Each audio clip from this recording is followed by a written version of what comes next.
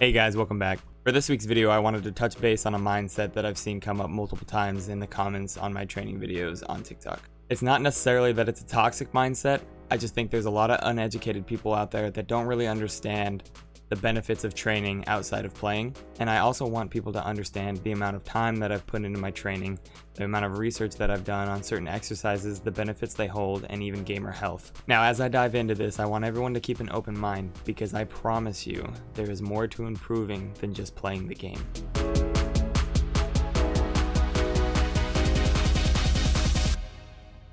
There's a simple thing a lot of people don't understand, and I don't really know why they don't take the time to sit down and think about it.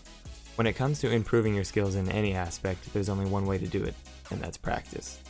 There's a lot of people that seem to think that the only way to get better is by playing the game over and over and over again. And while doing something like that will improve your game sense, there are certain situations in every game that require a certain level of aim. And to get to that level, you have to practice. Let's give Call of Duty for an example. Let's say you wanted to move from one target to another, to be able to flick accurately and also track the player's head. Now in multiplayer, it's good practice because you're constantly seeing enemies. But let's say you're playing Warzone, or let's say you're playing Search and Destroy, where you can't constantly respawn. But with an aim trainer, you can practice the same situation over and over and over again with repetition until you get it right. And it baffles me that people don't understand this concept.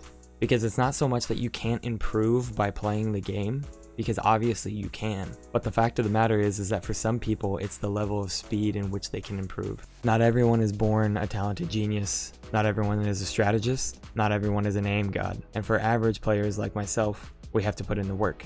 When you're young, it's a little different, because people with young minds have a high cognitive ability. They're able to pick things up faster. They're able to understand aspects of a game a lot better. But when you're seriously starting out around your late teenage years to your early 20s, it gets a little more difficult. And that is because people learn and retain information better at a younger age. It's not that I'm dumb or that anyone around my age is dumb. It's just that it takes a lot more brain power and it doesn't stick as fast. For those who think that aim training is pointless too, if you really think about it, even the pros do it. There's videos all over the internet of Shroud practicing when he was on Cloud9 for CSGO. Many players in pro scenes of Valorant, CSGO, Overwatch, etc. still practice on a day-to-day basis. Eventually, it will get to a point where you kind of hit a pinnacle. You hit a peak for yourself and you kind of plateau. But they still train to slowly push their abilities, but also as a good warm-up. Kovacs, AimLab, Aim Hero, and many others are severely underestimated in their power to push you to the next level. Now keep in mind, this isn't for the average player. If you are not competitive in a way to push yourself beyond your limits, to rise above the rest, to want to be one of the best, it's not for you. Not everyone cares as much as others, and that's okay. There's casual players and there's serious players. Every day I train, it takes me back to high school baseball practice. The improvement I saw in myself, the enjoyment I had in it. Nothing feels better to me than seeing your level increase. It brings out my competitive roots, and it reminds me why I love competing in anything, whether it be sports, video games, pool, darts. I like to be good at things, and if any of you out there also want to be good, you have to put in the time. There's no shortcuts. Aim training is for those who genuinely want to improve, who want to be the best of the best, who want to be recognized, for those who want to be reached out to. Putting in effort into stuff like this goes a really long way. And to think that it makes no difference or that it's not as good as playing the game would be the same as saying as doing hitting drills in the cage isn't as good as taking real life practice. Obviously, taking real life practice is important.